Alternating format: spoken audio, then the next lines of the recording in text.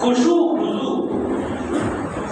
খুজু এটা হলো নামাজের মধ্যে আমি যখন দাঁড়াবো, নামাজে দাঁড়ানোর পরে আমার দেহ, আমার দিল, আমার মস্তিষ্ক সব কিছু আমি যদি নামাজের মধ্যে রাখতে পারি এবং এই চিন্তা নিজের মধ্যে লালন করতে পারি যে আমি আল্লাহ সুবহানাহু ওয়া তাআলাকে দেখতেছি, সুবহানাল্লাহ।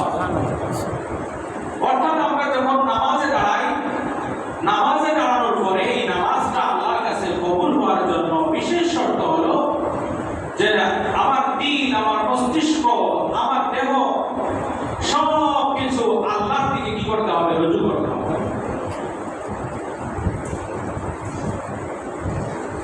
হাদিসের মধ্যে আছে রাসূলুল্লাহ সাল্লাল্লাহু আলাইহি ওয়াসাল্লাম ঘোষণা করেন,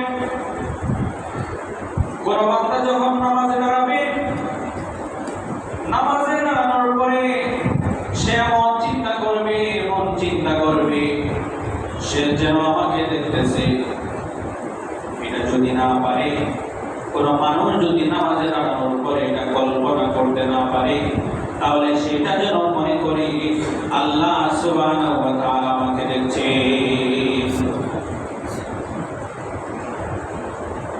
আল্লাহ সুবহানাহু ওয়া তাআলা বান্দা যখন নামাজে দাঁড়ায়, বান্দা নামাজে দাঁড়ানোর পরে আল্লাহর সাথে কথা শুরু হয়ে যায়, আল্লাহর সাথে সম্পর্ক পয়দা হয়ে যায়। আমরা যখন কোনো সম্মানিত ব্যক্তির সাথে আলোচনা করি, কথা বলি, তখন আমরা তার দিকে পরিপূর্ণ মনোযোগ দিয়ে কথা বলি।